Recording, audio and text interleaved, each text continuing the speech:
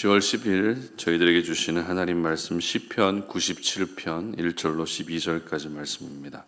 여호와께서 다스리시나니 땅은 즐거워하며 허다한 섬은 기뻐할지어다. 구름과 흑암이 그를 둘렀고 의와 공평이 그의 보좌의 기초로다. 불이 그의 앞에서 나와 사방의 대적들을 불사르시는도다. 그의 번개가 세계를 비추니 땅이 보고 떨었도다. 산들이 여호와의 앞 곧 온 땅의 주 앞에서 밀랍같이 녹았도다. 하늘이 그의 의를 선포하니 모든 백성이 그의 영광을 보았도다. 조각한 신상을 섬기며 허무한 것으로 자랑하는 자는 다 수치를 당할 것이라. 너희 신들아 여호와께 경배할지어다. 여호와여 시온이 주의 심판을 듣고 기뻐하며 유다의 딸들이 즐거워하였나이다. 여호와여 주는 온 땅 위에 지존하시고 모든 신들보다 위에 계시니이다. 여호와를 사랑하는 너희여 악을 미워하라. 그가 그의 성도의 영혼을 보전하사 악인의 손에서 건지시느니라. 의인을 위하여 빛을 뿌리고 마음이 정직한 자를 위하여 기쁨을 뿌리시는도다. 의인이여 너희는 여호와로 말미암아 기뻐하며 그의 거룩한 이름에 감사할지어다. 아멘. 하나님의 다스림이라는 제목으로 오늘 아침 말씀 전합니다. 우리 삶 속에는 다스려야 할 것과 다스림을 받아야 할 것들이 있습니다. 일단 다스려야 할 것 중에는 감정과 욕심과 말, 시간 이런 것들을 잘 다스려야 되겠죠. 감정을 다스리지 못하게 되면 대인관계에 어려움을 겪게 되고 잘못된 판단을 하게 될 우려가 큽니다. 그리고 욕심을 다스리지 못하게 되면 욕심을 채우기 위해 상대방을 이용하는 대상으로만 생각하게 됩니다. 말을 다스리지 못함으로써 사람들에게 상처를 주게 되고 시간을 다스리지 못하면 늘 시간에 쫓겨 살게 됩니다. 이처럼 우리가 잘 다스려야 할 부분들이 분명히 있는 것 같습니다. 그런데 잘 다스리며 살아야 하는 것 못지않게 중요한 것이 바로 다스림을 받는 것입니다. 오늘 본문이 바로 이 부분에 대해서 가르쳐주고 있는 말씀인데요. 시편 97편 역시 표제가 없는 시입니다. 다른 번역본에 의하면 다윗 시대에 다윗이 쓴 시라고 보는 견해도 있고 바벨론 포로 시기 혹은 그 이후의 시대에 기록됐을 것이라고 보는 견해도 있습니다. 이렇게 저자가 분명하지 않은 시는 언젠가 제가 말씀드린 것처럼 무리하게 배경을 추론하기보다는 본문 그 자체에 충실할 필요가 있습니다. 물론 배경을 알고 저자를 알면 본문을 이해하는 데 상당한 도움이 될 수는 있지만 저자와 배경이 명확하지 않을 때는 본문이 무엇을 말하고 있는지에 집중하는 것이 영적 교훈을 얻는 데 도움이 된다는 점을 참고하셨으면 좋겠습니다. 먼저 1절 말씀 함께 보도록 합니다. 여호와께서 다스리시나니 땅은 즐거워하며 허다한 섬은 기뻐할지어다. 아멘. 여기서 다스림의 주체는 바로 여호와 하나님이시라고 기록하고 있죠. 특별히 하나님의 다스림이 미치는 곳이 어디라고 기록하고 있는가 하면 땅과 섬이라고 되어 있습니다. 땅은 말 그대로 사람들이 살아가는 모든 현장을 가리키는 표현입니다. 그렇다면 섬은 어떤 의미일까요? 섬도 역시 사람들이 사는 곳이기는 하지만 땅에 비하면 사는 사람도 적을 뿐만 아니라 섬은 소외되기 쉬운 곳입니다. 검색을 해봤는데 우리나라에 섬이 대략 3,300개가 있습니다. 그 중에서 사람이 살지 않는 무인도가 무려 2,900개나 된다고 합니다. 한 사람이라도 살면 그 섬은 무인도가 아닙니다. 무인도가 아니라는 것은 정부의 체제 안에서 보호를 받고 있다는 뜻입니다. 하지만 보호는 받고 있지만 섬은 육지에 비해서 모든 부분에서 열악할 수밖에 없습니다. 그에 비해 사람이 살지 않는 무인도는 어떨까요? 비록 정부의 보호 안에 있어도 사람이 사는 섬보다는 관심이 덜 갈 수밖에 없습니다.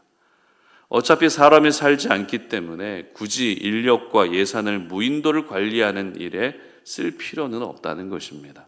즉 무인도는 사람이 사는 섬보다 더 열악할 수밖에 없다는 것입니다. 이것이 바로 섬의 약점입니다.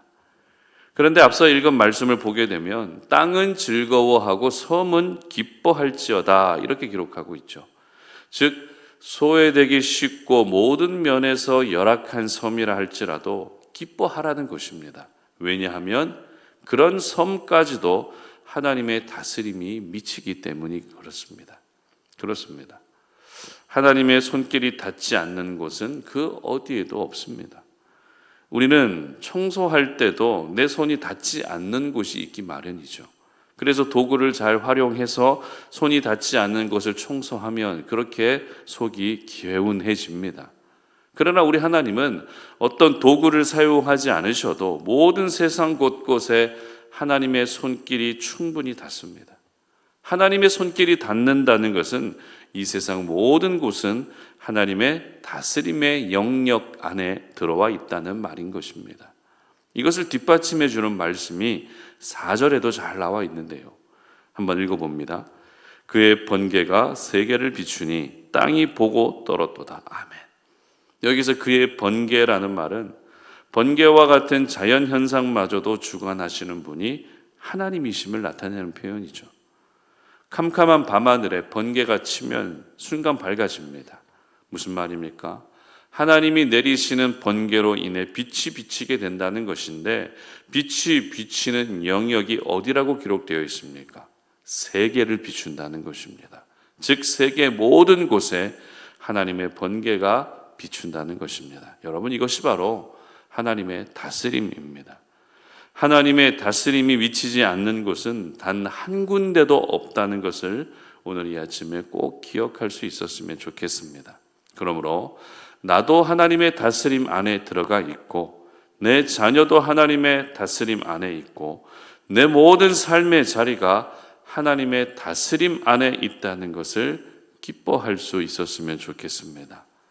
하나님의 다스림은 곧 하나님의 보호하심을 베이스로 하고 있기 때문에 우리는 하나님의 다스림을 생각하기만 해도 즐거워하고 기뻐할 수 있어야 되는 것입니다. 바라기는 오늘 이 하루 여러분이 살아가시는 모든 삶의 자리에서 하나님의 다스림을 받으시고 하나님의 보호하심을 경험하는 은혜가 있으시기를 주님의 이름으로 축복합니다. 그런데 시인은 하나님의 다스림을 설명할 때 보호하시고 통치하시는 측면만 강조하지 않습니다. 8절 말씀 보시기 바랍니다. 여호와여 시온이 주의 심판을 듣고 기뻐하며 유다의 딸들이 즐거워하였나이다. 아멘. 바로 심판하시는 하나님을 언급하고 있다는 것입니다. 결국 하나님이 우리를 심판하실 수 있는 이유는 우리를 다스리고 계시기 때문에 심판하실 수 있는 거죠.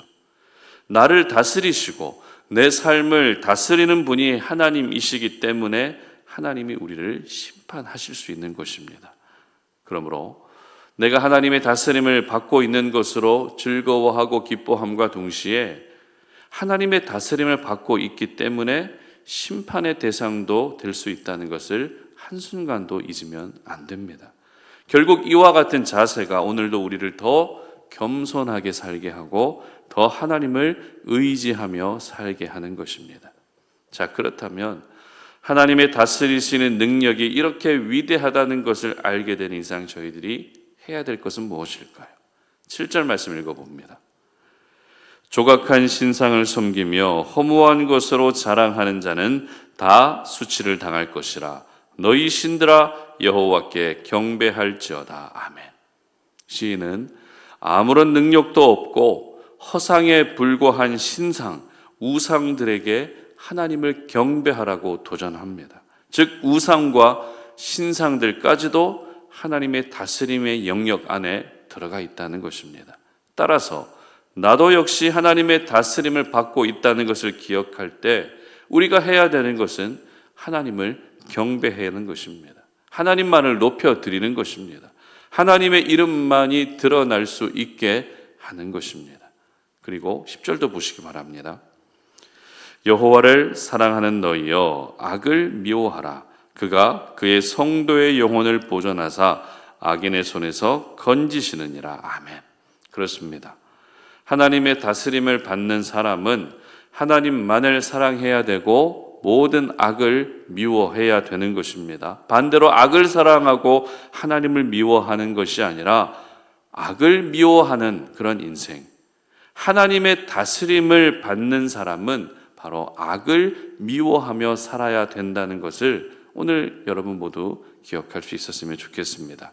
태초에 하나님은 아담에게 세상을 다스릴 수 있는 권한을 주셨습니다. 그래서 하나님이 각종 짐승과 생물을 만드셨을 때 아담이 부르는 대로 그것이 이름이 되게 하셨습니다. 아담에게 다스리는 권한을 주셨다는 것은 우리에게도 똑같은 권한이 주어졌다는 것을 말합니다. 그러나 여러분 꼭 기억할 수 있었으면 좋겠는데요. 잘 다스리는 사람의 특징은 먼저 하나님으로부터 잘 다스림을 받는다는 것입니다. 하나님께 다스림도 받지 않으면서 다른 것들을 잘 다스린다는 것은 모순입니다. 그러므로 여러분의 가정을 잘 다스리고 싶으시다면 먼저 하나님께 여러분이 다스림을 잘 받을 수 있었으면 좋겠습니다. 욕심과 죄를 잘 다스리고 싶으시다면 하나님께 먼저 다스림을 받으시고, 시간과 말을 잘 다스리기를 원하신다면 역시 하나님께 먼저 다스림 받는 것을 기뻐할 수 있었으면 좋겠습니다. 하나님은 오늘도 우리 한 사람 한 사람이 하나님의 바운더리 안에 들어와 있기를 원하십니다. 절대 하나님의 바운더리를 벗어나지 않았으면 좋겠는데요. 하나님이 쳐놓으신 울타리를 벗어나는 일들이 없었으면 좋겠습니다. 그 안에 있어야 가장 안전하고 그 안에 머물러야 가장 안심할 수 있는 것입니다. 바라기는 하나님의 다스림을 받으시면서 오늘도 여러분 모두가 하나님과 동행하는 그런 날이 되시기를 주님의 이름으로 축복합니다. 함께 기도하겠습니다. 하나님 감사합니다.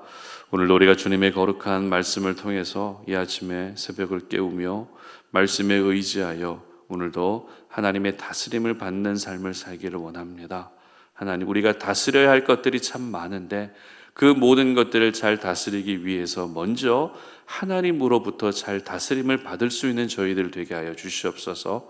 그래서 오늘도 하나님의 다스림 속에 있다는 것이 얼마나 우리로 하여금 안정감 있는 삶을 살게 하는지를 깨닫게 하시고, 하나님의 다스림을 받는 것을 늘 즐거워하고 기뻐하는 하나님의 사람들 되게 하여 주시옵소서. 예수님의 이름으로 기도드립니다. 아멘.